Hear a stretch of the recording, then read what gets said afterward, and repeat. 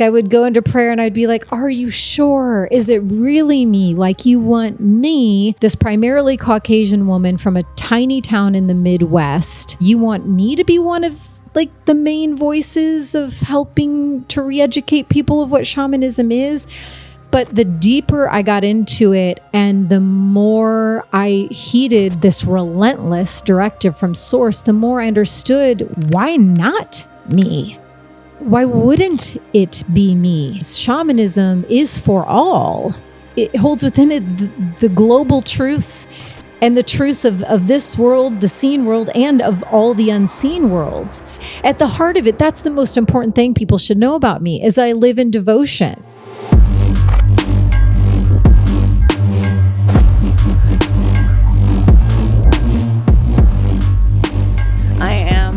Super excited to dive into what I can only imagine is going to be a deep conversation.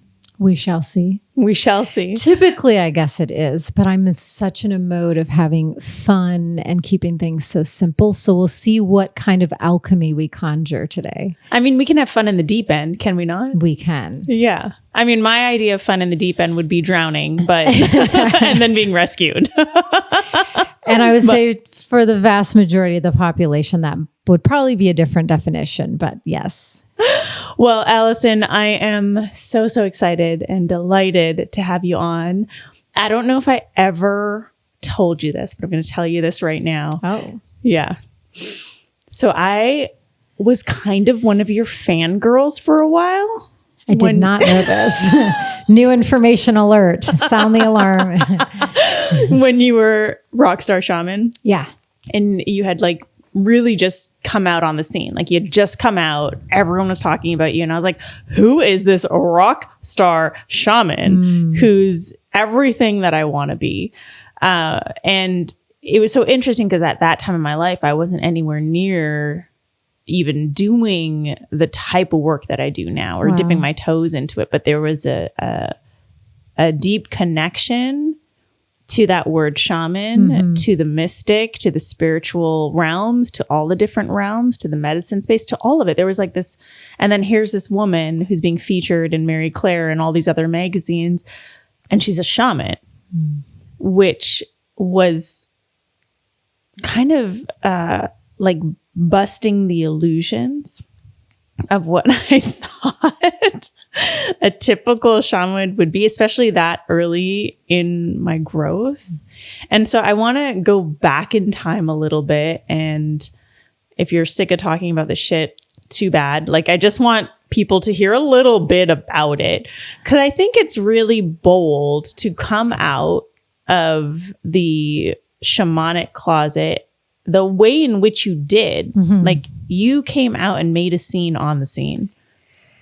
Yes, I'm feeling it, even though, yes, it's been so many years since some of these examples you're sharing, even in hearing you talk about it. Yeah, I feel the big waves of that bold, brave, courageous texture. And to be honest, so, okay, I'm in my time machine and I'm going back because I really want to get fully there in those particular times and essences to speak from that place. I mean, the first thing that instantly came up is that I was able to do that, and I've continued to be able to hold the clear line that I've held now for so many years, because I'm truly directed and guided and called to. You know, I can honestly say from the time I had my divine intervention, simultaneous spiritual awakening moment that was very cataclysmic, very tumultuous, that led me over to surrendering, finally being willing to get out of my own way, and finally, for the first time, truly putting my hands up and speaking directly to my own soul, Great Mother Earth and Great Spirit, and saying, show me the way. I need a lot of help. And from there, I was completely ready and completely willing to experience myself and life in a totally new way, because I could no longer, I was dying in that old way in so many different shapes and forms, so many years of deep anguish and suffering, being in a dysfunctional, at times very abusive relationship, and just, childhood wounding, things that a lot of us go through. But I could not live that way for another second. And so once the directives and guidance of the unseen realms and of spirit started to come into me, I was all in. Because people have asked me throughout the years, they're just like, it appears, I think, from the outside. And I guess maybe I did. I made like a hard pivot, like a turn on the dime kind of thing. I was, radio host and television host. And then all of a sudden, through my journey of healing, so boldly and bravely allowing myself to, like you said, come out of the spiritual closet in such a clear, and some might say loud way. I only did it because those were the visions I was shown, and those were the directives I was given. And I was aware, when I was having a meltdown with some fellow sisters in New York City, having a true breakdown to breakthrough moment, I had been shown visions of the path I was supposed to lead, shown visions of me in front of thousands of people on a stage with shamanic tools and music and smoke wafting in the air. And here I was sitting, still trying to heal myself. And it was in that conversation that the medicine name Rockstar Shaman came in. And out of the gate, I was never kidding myself or fooling myself. I was very aware of how big that was right away. And I even myself had resistance to it. And that night, I called one of the sisters that I was having this breakdown with, and I said, what does this feel like to you? I wanted to do multiple levels and forms of integrity checks around all of this, and seeking her counsel was one of them. And she felt into it and said, Allie, I have to be honest. If anybody else was asking me how I felt about this name being given from divine to them and moving forward publicly with it, I would probably say no. But when I feel into it for you, it feels right. I have to say it feels right. And from there, my next step was going on a shamanic journey, calling for Jesus, Ascended Master Jesus, my main guide this lifetime. And the specific intention around that journey was specifically around this medicine name, and specifically asking the question, is this medicine name coming from a place of ego, or is this from a place of true, pure divinity? And his answer was even more emphatic than my friends. And he was like, this is why you're here. And so a lot of these steps haven't been the easiest, but I do them because I truly have raised my hands up to truly live in service and to be a medicine person, sending out whatever medicine transmissions I'm meant to. And I just have to trust in that. And there's a lot of other, areas in this that we could get into, and I'm an open book about all of it. But it was never lost on me, like the bigness and the boldness of it. Yeah. And, it's interesting that you were saying letting spirit run and like really being guided by that, which is so important, because that really is a huge part of the shamanic path. It's everything, really. It's the whole path. Yeah. And I think what's become maybe manipulated, illusionary, twisted something in our society is the identity that has been associated with the word shaman. Mm-hmm.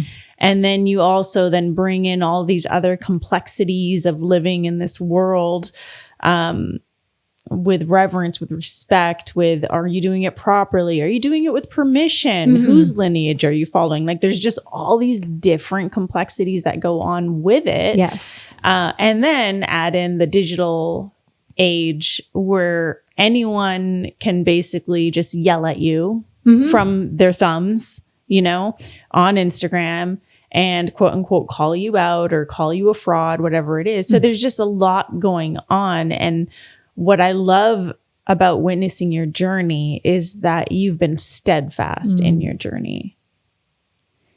And I really have felt that that sense of steadfastness has come from the fact that you are truly just following spirit and following God and following Creator and following our great Mother Earth on this path and not the ego. Oh boy, I'm just letting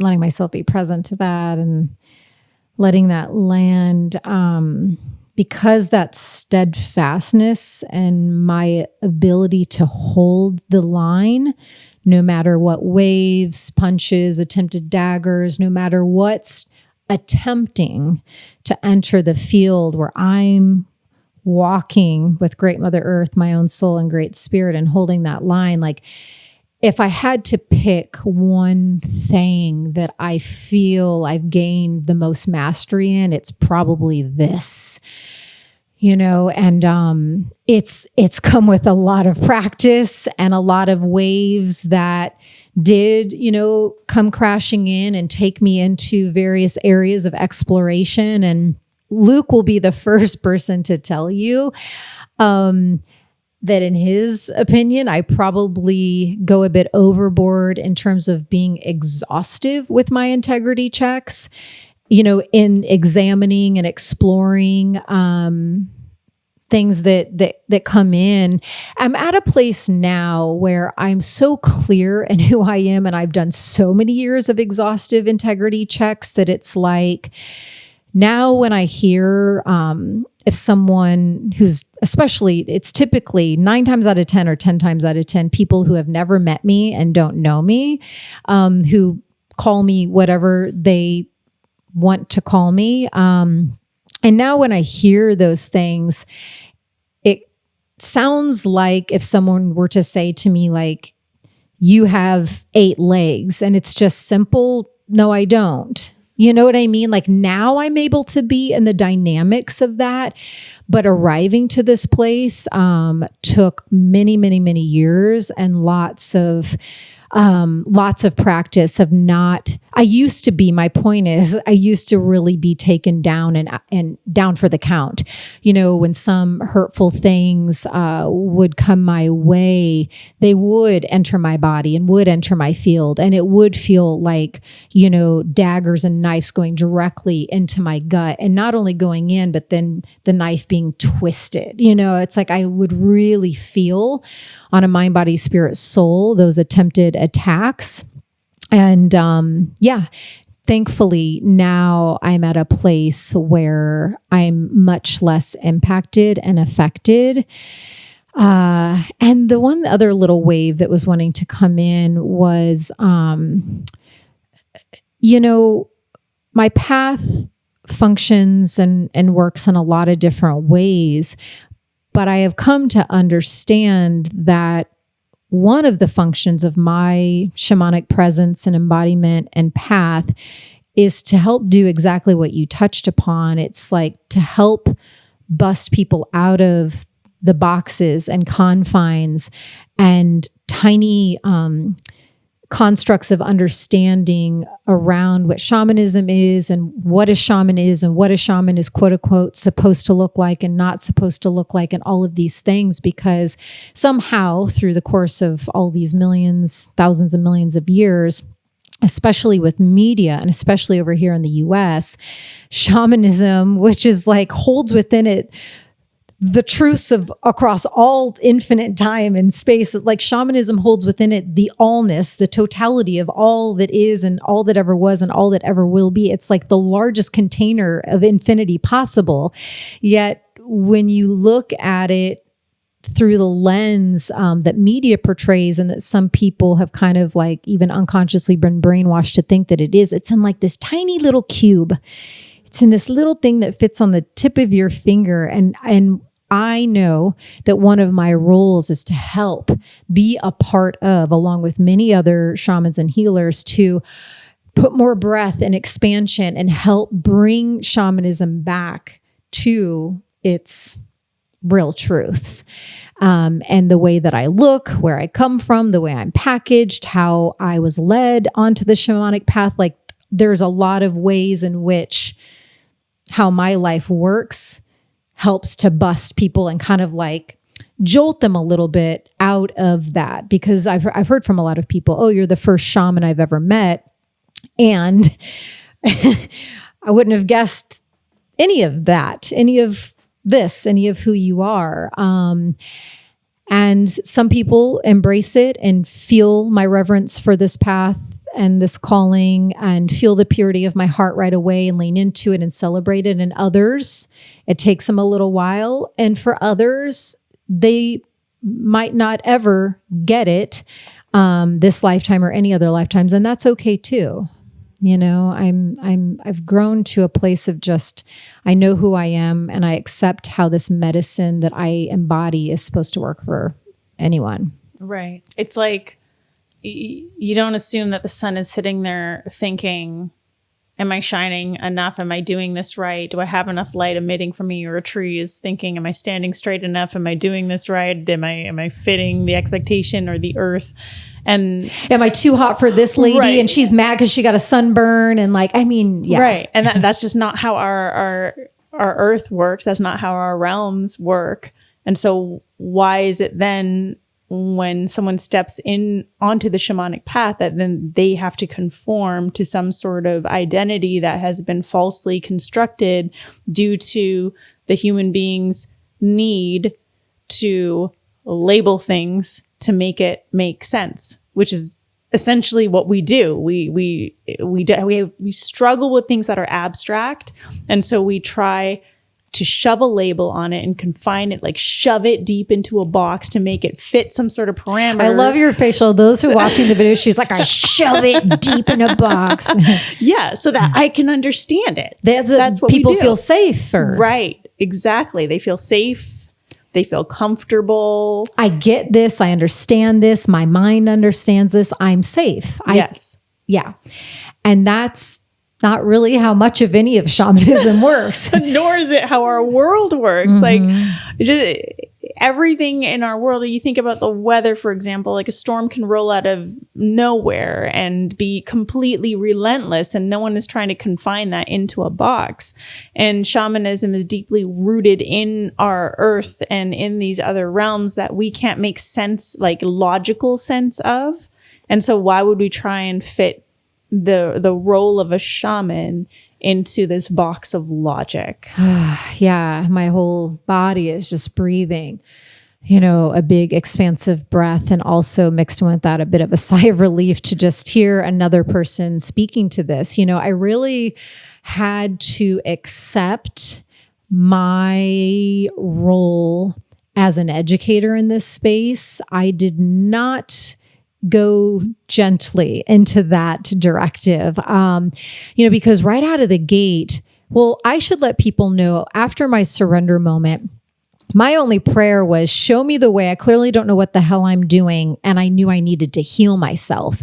So that's how my entry into the world of shamanism, and clearly, you know, devotedly stepping onto the spiritual path, it started from that place of like, I need to heal.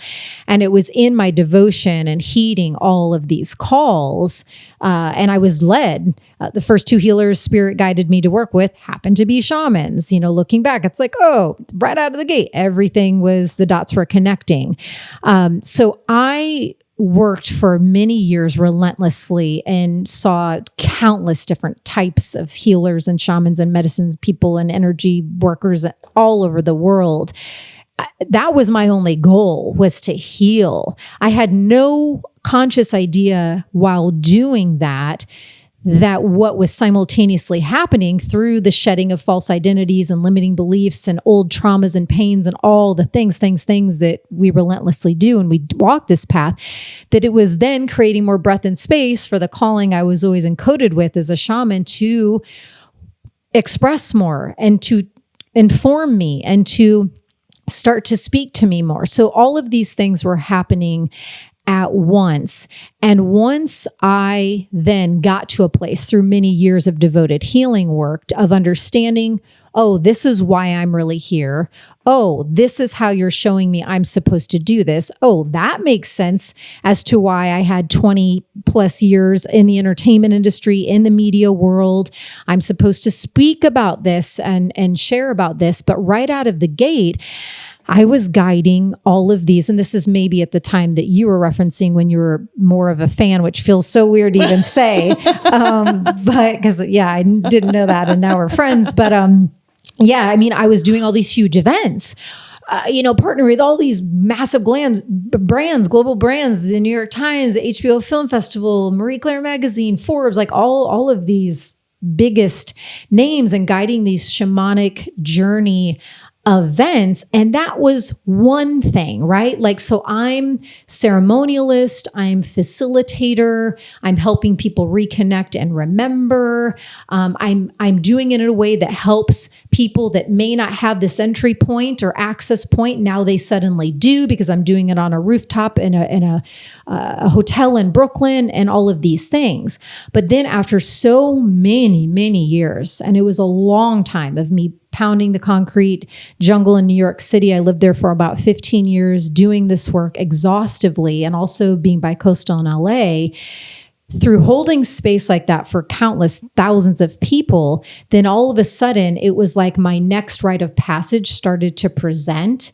And it was more of, because from my perspective, what was happening was spirit, all my guides, the power animal realm, all of these places that I commune with in such a devoted way regularly, they were also, over the course of all these years, being witness to how I was doing this work, the place from which I was doing this work, the type of safe space and container I was doing this work.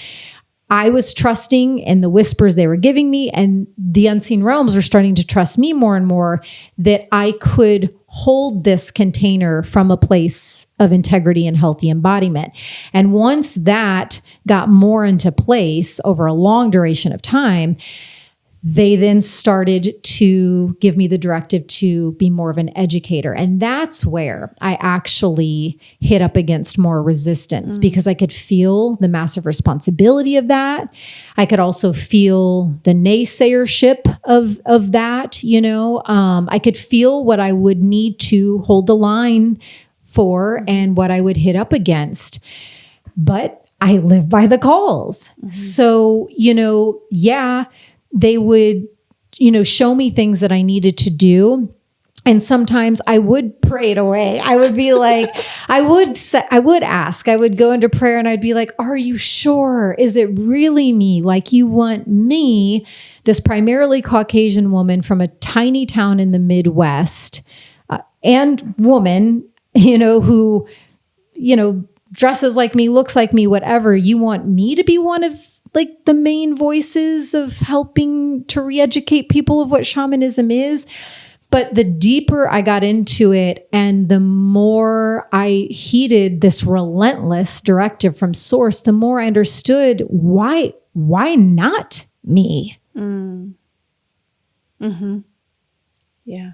Why wouldn't it be me? Shamanism, essentially, of course, the first things you need to, check yourself in relentlessly is the reverence and sacredness and honoring piece. But when entering onto the shamanic path from those places, shamanism is for all. It holds within it the global truths and the truths of this world, the seen world, and of all the unseen worlds. So not only is it for us humans, but it's for all the guides and beings in the other worlds too. Shamanism is for all. And that really boils down to, what some try to define shamanism as, you're walking with the foot in each world.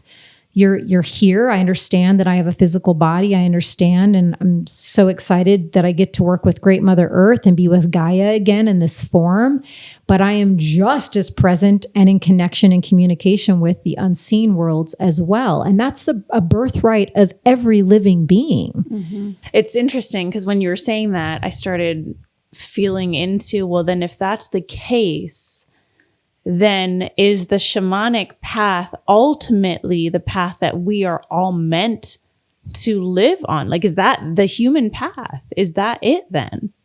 To be walking with one foot in each realm, to be connected to the unseen as well as the seen. That's the clarity that I have arrived to, very much so.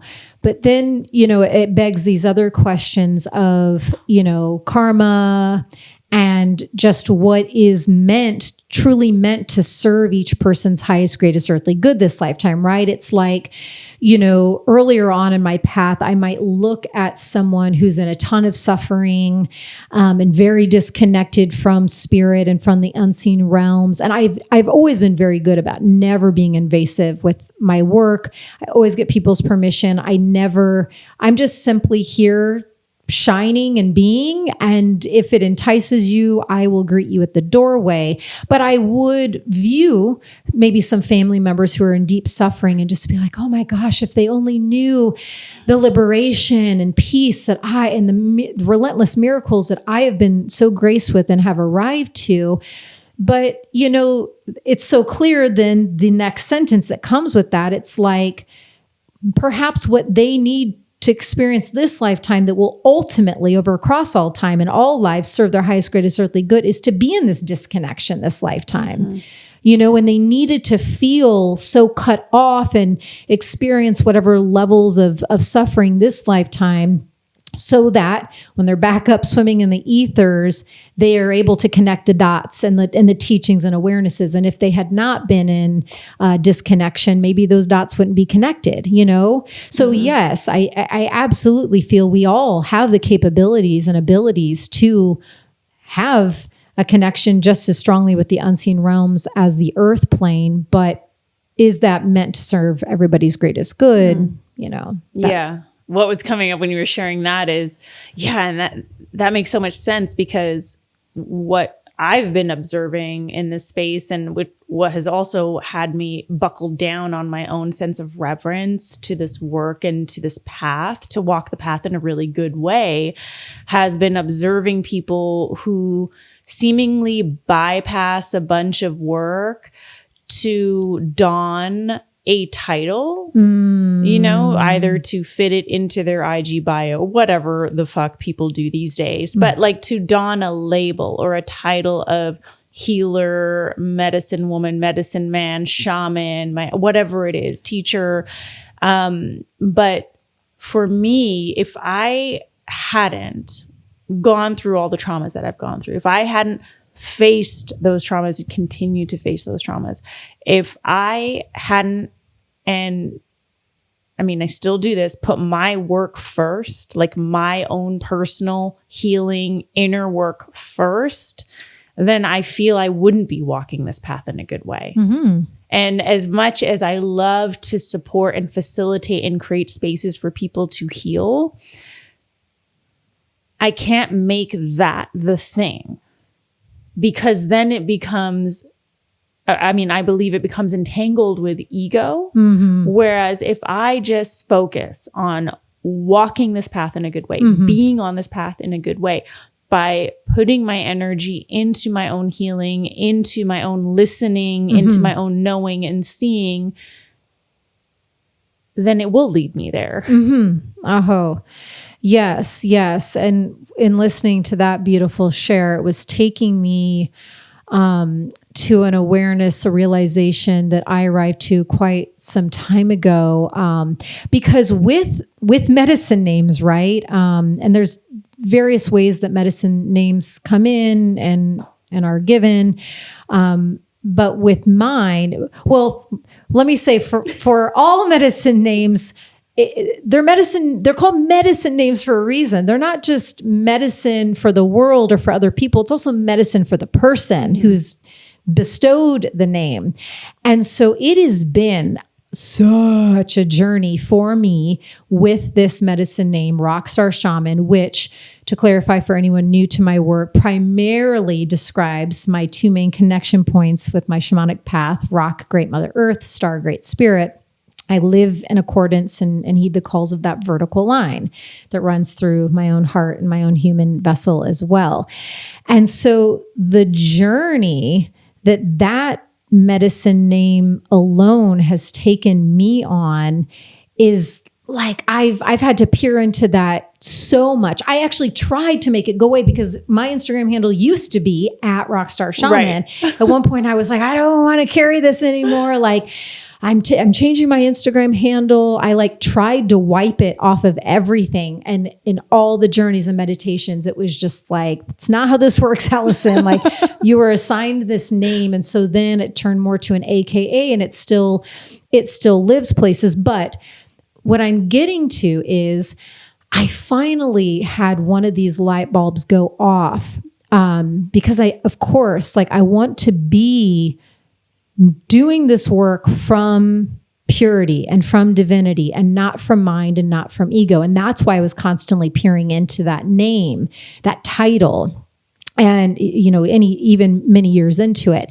And finally I realized, I'm like, oh, I can be assured that this is not an ego or a mind thing, because I can honestly say, and maybe you could attest to witnessing this, I don't know, but when I go to gatherings or where I go places, I'm not like needing anybody to know who I am or what my work is. I mean, maybe in this community here, like people just know because I've been around for a while, but it's like, even if that's not the best example, when I go to places where nobody knows me, I'm not like saying I'm a shaman, and I'm not, unless somebody asks what my profession is, I will be honest, I'm an author and a shaman, but I can genuinely say, I don't care if anybody in the room knows who I am and knows that I'm a shaman. I truly don't care. And I will attest to that. Being around you and your energy and witnessing you and, the common spaces that we mingle in, I always feel like, oh, there's someone that's more like me where I don't really need to, I don't need anyone to know. I never felt like I fit in LA where everyone needs to know who you are, what you do, and how you can help them is what it felt like. And it always felt really weird and twisted and convoluted and ego driven. Yeah. And I feel that what so many people, even if they are in that space, which is so much of it's due to the societal pressure of donning a label, but as well as the invention of the digital space like Instagram, where we have little bios and we have to name what we do. I think that there's more freedom in not. And I feel that more and more people are being called in that direction of wanting to just be free of all of that. Yes. Which to me is also part of the message of coming back to the earth and being free of all these confines that come with living in this very constructed world. Yes. So what you were speaking to, I think it's so important. So many people, it's great. People are awakening. People are having more access to healers. It's it's happening. It's on and popping, and it's so beautiful. And yes, it's bringing with it this whole other thing that those of us who've been doing this work for a long time are like, oh, I didn't know that layer would be presenting with more and more people awakening at such rapid rate. But there's a very big difference in setting an intention to meditate. Okay, I'm going to meditate every day. There's that kind of intention. And then this very different kind of intention that came in and listening to you. And this is also how I walk the path. There's an intention to facing yourself. They're very different paths. Very different paths. And I do not like to be invasive with the work, but if this resonates, I do invite anyone, especially if you're newer to the spiritual path or the shamanic path, I most recommend walking in devotion and setting a very clear intention that through all the modalities of, spiritual practices that you're led into, that you still always carry that intention and devotion to facing oneself. Because, Luke and I have been in this discussion the past couple of weeks for some reason around, and I'm not speaking this from a place of negativity or judgment. It's strictly observance. we have observed quite a number of people who have meditated for like 20 plus years. I mean, long times, 20, 30 years, yet they are still stuck in complete lack of self-awareness.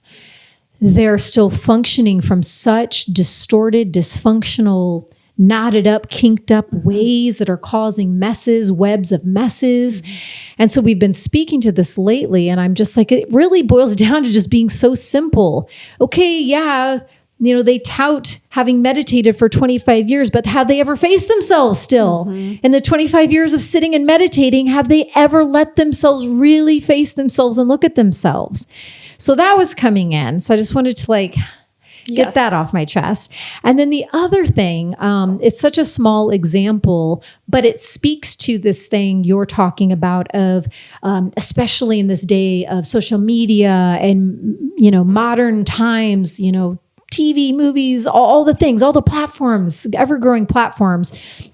And yeah, people wanting to maybe have certain accolades. Because I know for me, yes, especially early on, it did feel like it did lend some strength and credibility to my name and the way I do the work when, I'm being featured in these, biggest publications. And I did feel like that was helpful to express on my website, that I have been recognized and worked with these places.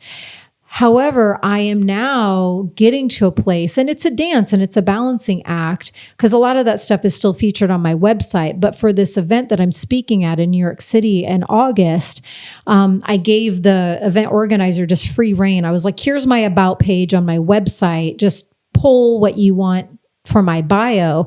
And it was so beautiful because when they were like, hey, Alyson, here's the event assets. The event page is live. When I went to the event page, to somebody listening, this is probably not funny, but to me, it was very funny.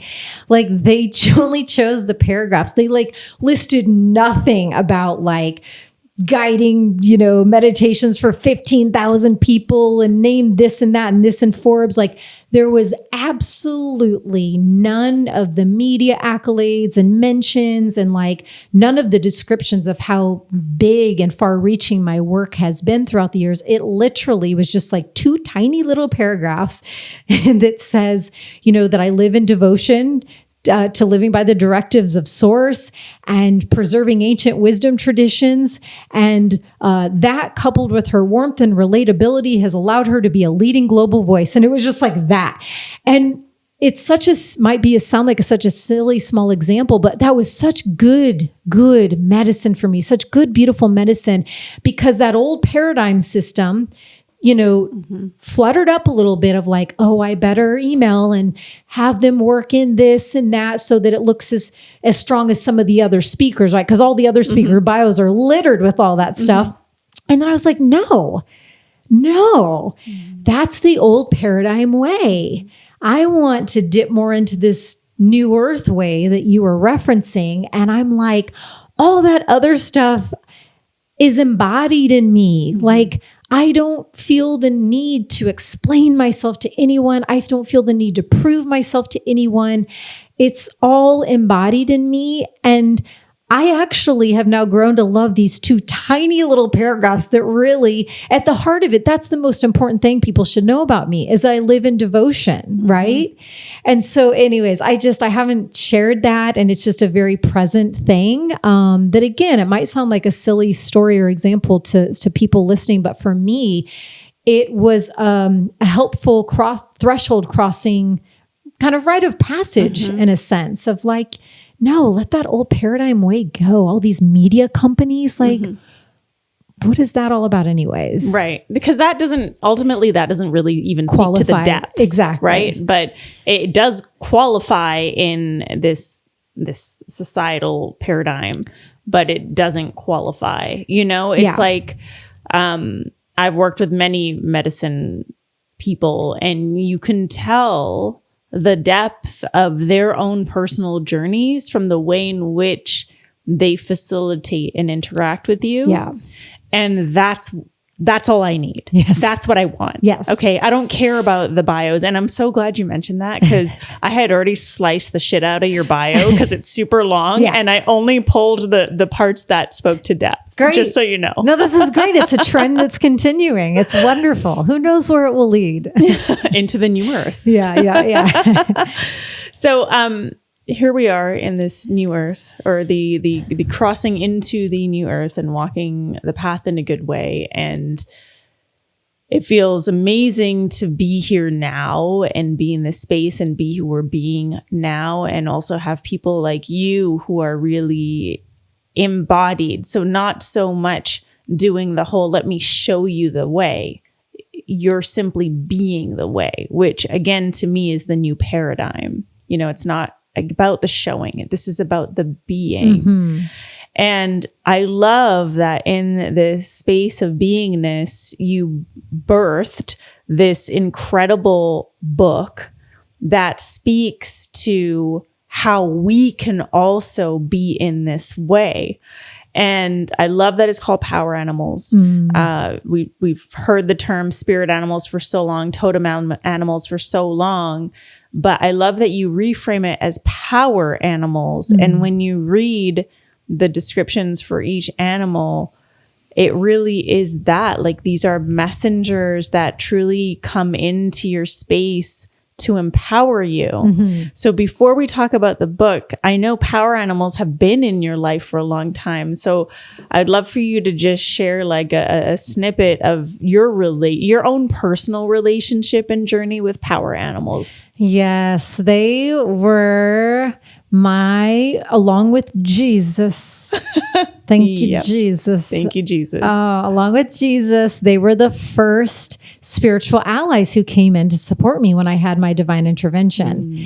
And so I have been... so it was Jesus and the animals. Jesus and the animals. Okay. I mean, I don't know what much else you need, to live a good life. But yes, it was Jesus and the animals.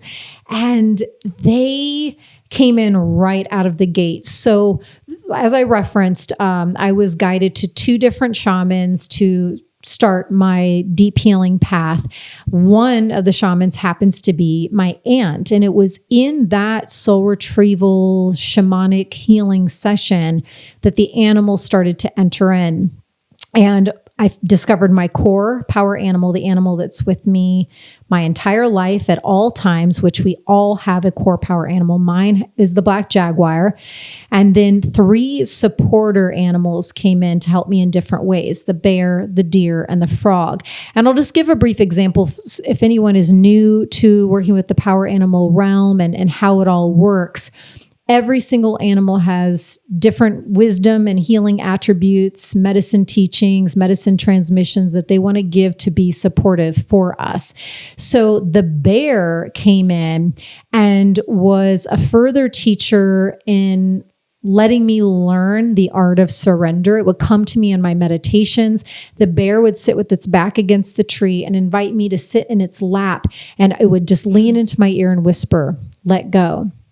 Lean back. And I would lean back into its chest and it would say, "Let go more." I would lean back more, and over, and I would learn how to let go into the arms of the spiritual support in the unseen realms. And bear medicine is known to creating, such a safe, supportive space.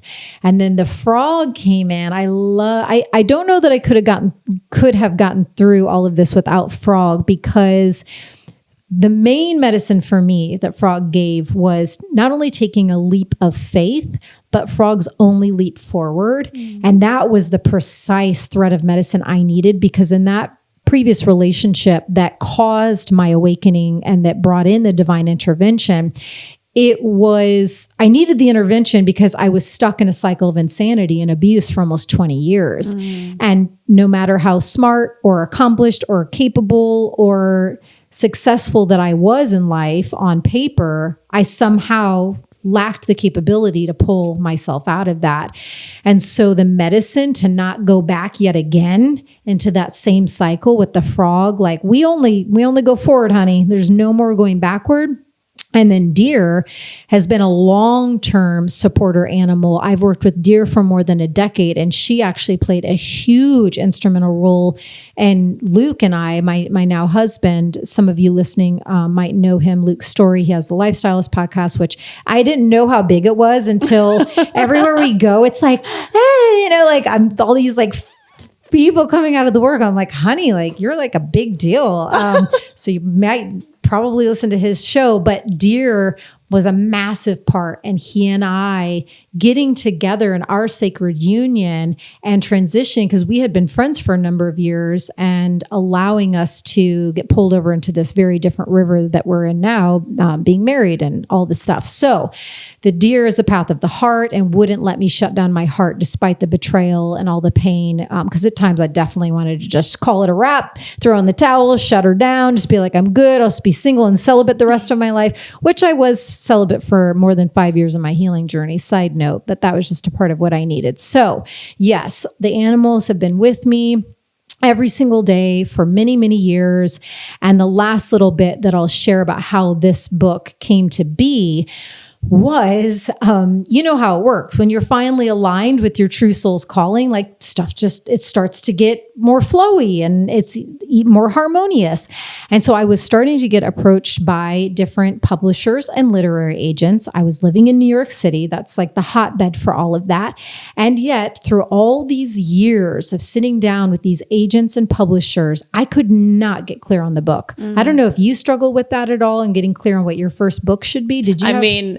My first book, my idea of what it was going to be was completely tossed in the garbage. And I wrote something that really felt like it came from my soul. So yes, I've been there. Yeah. Been there. Yes. It's such a wild journey, even for people. I mean, I was always a very natural, pretty gifted writer. Always knew I would be an author. Yet when this moment was finally arriving, could just not sort it out. And there's all sorts of strange first-time writer's block, all these blocks. So I finally, after 3.5, 4 years of taking these meetings, landed with the right agents. That opened up a bit more of a gateway to get clear on the book. Arrived to it. Okay, it's going to be a book about surrender. The working title was Soul Surrender.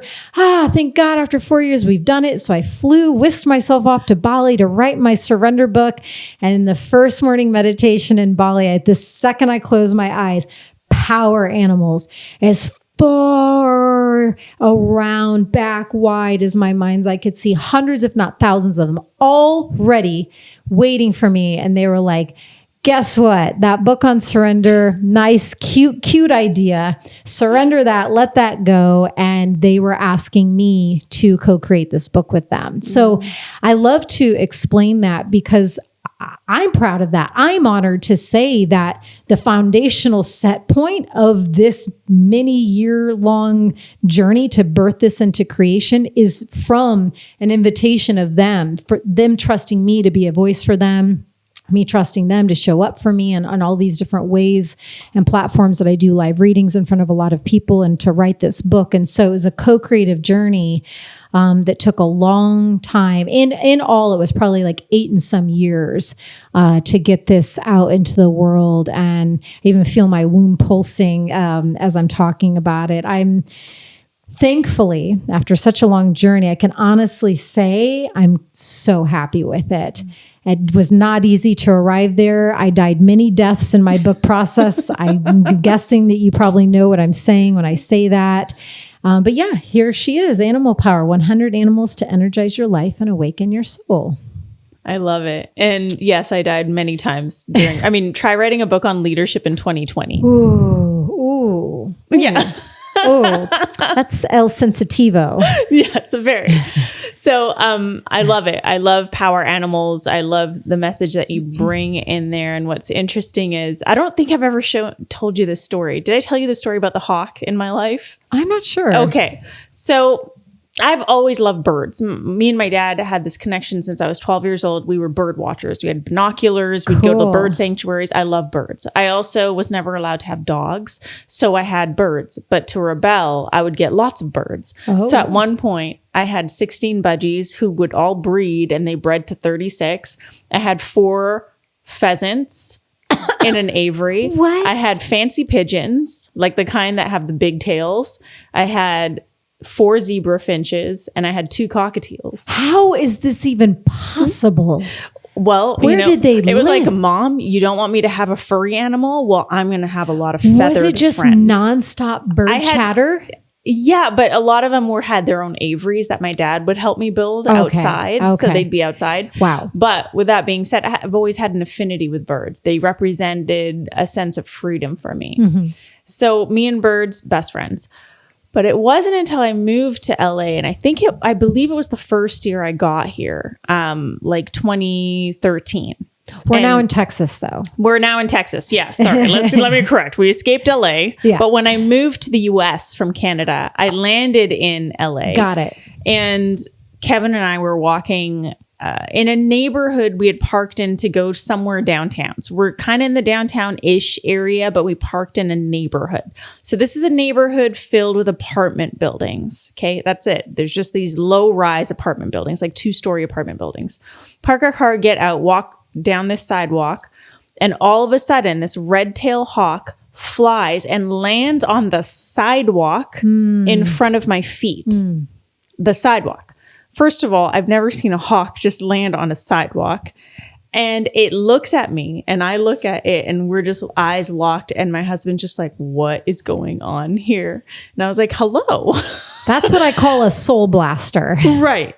And I had always had a love for hawks and eagles and falcons. Like I just love the way that they flew in the air. And I felt like I always saw hawks my entire life. And that's when also a big part of, my spiritual journey has been my entire life, but around 2012 is when I had like a real awakening. And then when I moved here is when things really started to awaken. And I felt like that was me meeting my power animal.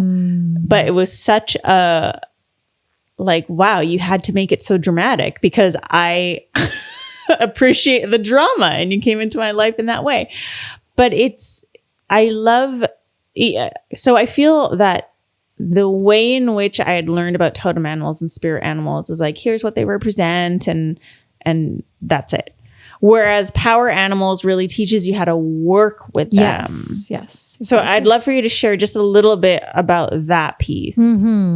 Yeah, it's an important piece because I found in my, countless shamanic events and ceremonies, because primarily what I would be facilitating in all of those journeys were guided shamanic journeys for people to, most oftentimes for the very first time, unite with and meet their core power animal. And, again, remembering this is in the middle of New York City, Manhattan, Brooklyn. This was also a long time ago before this whole, resurgence of spirituality really started to take over. So there's a lot of new people to this work. And what I would hear most often after the journey, people would be blown away by these experiences. Like, even though I would maybe guide them into the jungle, like I'll never forget, one of my friends' husbands was like, I met a lobster. And he's like, how is it that the lobster came into the jungle? And it's always so beautiful and fun to hear people's reactions to the animals that present, and the journey that takes them on. But they all wanted to know, now what? Right.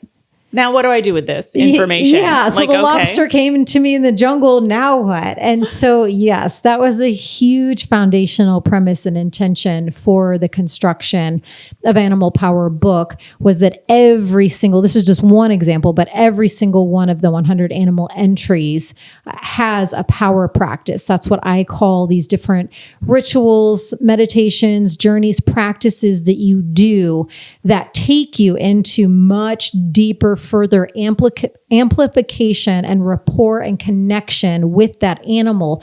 So that, because my work, my biggest thing that I'm all about is self-empowerment for the other, and helping you just remember that everything that I'm saying is also within you. And so it's that next big step to further take you through the gateway of the power animal realm connection, of learning what that animal sounds like, how do they present when they come in, and how to talk to them, all of these different things. And so once you get through that next phase, then it does become more up to you to take responsibility, because that's another huge part of walking the spiritual and shamanic path is responsibility.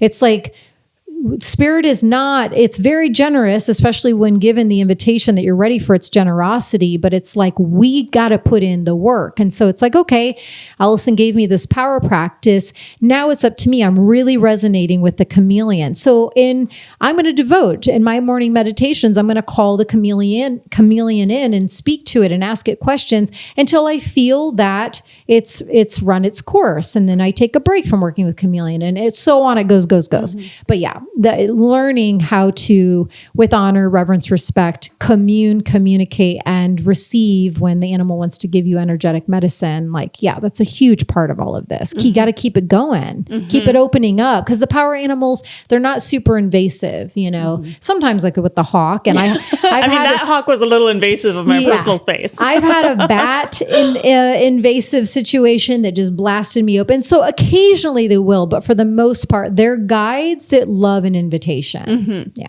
I've had a bat stuck in my hair once. Oh, yeah. That was another invasive experience. Bat medicine is very strong. Well, there's also a deck that by the time this airs, it could possibly be out. And if not, they can just wait patiently. Yeah, you can pre-order it. It will officially be like being delivered August 16th.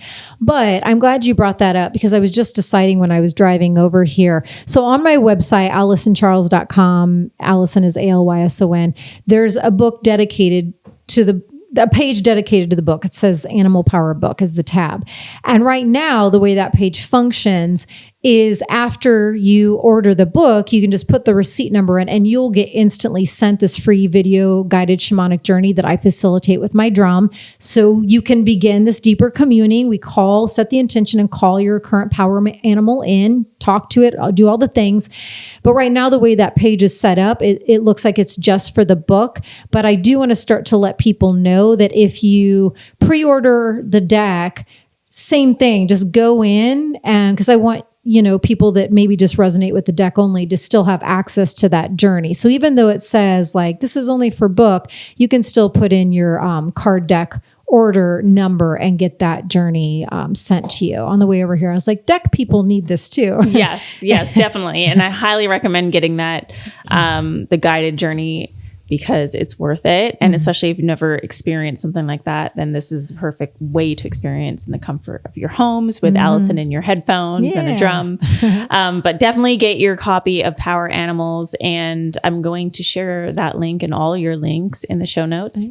But as we near the closing of this conversation, I would love for you to share one potent truth to leave our listeners and viewers with. Well, I am ready, because as this last 10 minutes, this piece was just like, do not wrap until this is spoken. Okay. And I didn't know that you close with this, but this is it.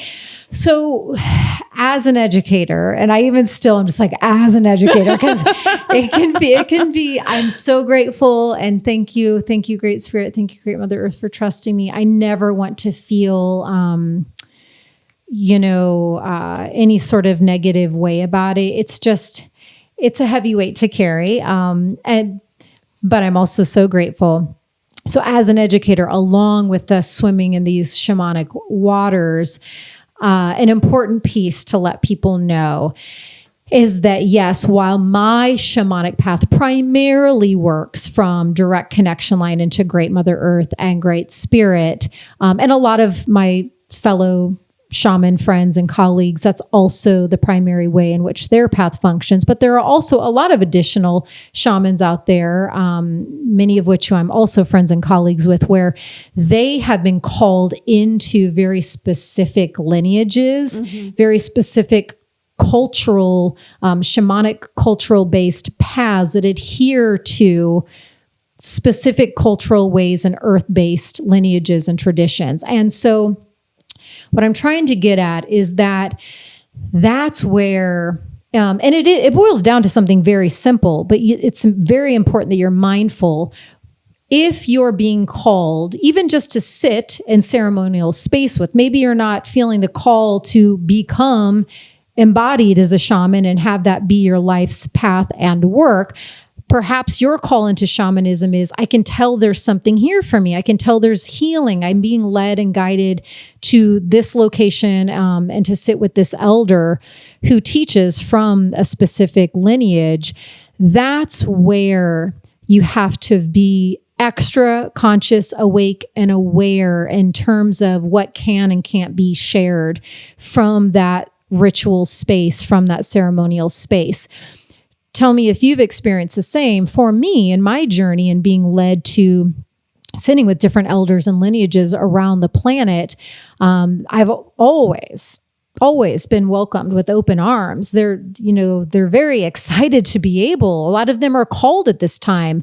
An Ecuadorian elder, Manari, being one of them. I just had him on Ceremony Circle. A lot of them are being specifically called and guided to pass their wisdom traditions down because their peoples are dwindling in numbers and they don't want their wisdom traditions to be lost. So yes, you will most likely be invited in with huge open hearts and arms. But after the ceremony, the ritual, whatever you're doing is completed, it's just always best to ask more questions than not. And it's always important to get permission if songs are sung, if certain ritualistic ways you experience. You need to always know from that facilitator if those songs and ways can be continued in your personal work, and especially if they can be continued in any sort of public fashion. And anything that's been passed to me and given to me to carry, I always give attribution to the teacher that bestowed that song, that prayer to me, whatever it is. And so, as an educator, it is important for me to always weave this into the conversation, that when it gets to specific cultures and lineages, that's where you have to make sure you have permission to carry those ways on. Mm-hmm. Yeah. I have full agreement to that. And yeah, I mean, I'm walking the Shipibo way right now, the Shipibo path. And so it is important to have the permission when the permission is needed and to always just hold the reverence. So thank you so much for bringing that to light. Mm-hmm. Yeah. You're welcome. Thanks for creating the space. Yeah. Alyson, thank you so much for being in this space with me today and for walking this path alongside me and alongside each other. It's just been such an honor to get to know you, to dive deeper with you, and to be in this ceremony called life with you. So yes. Thank you.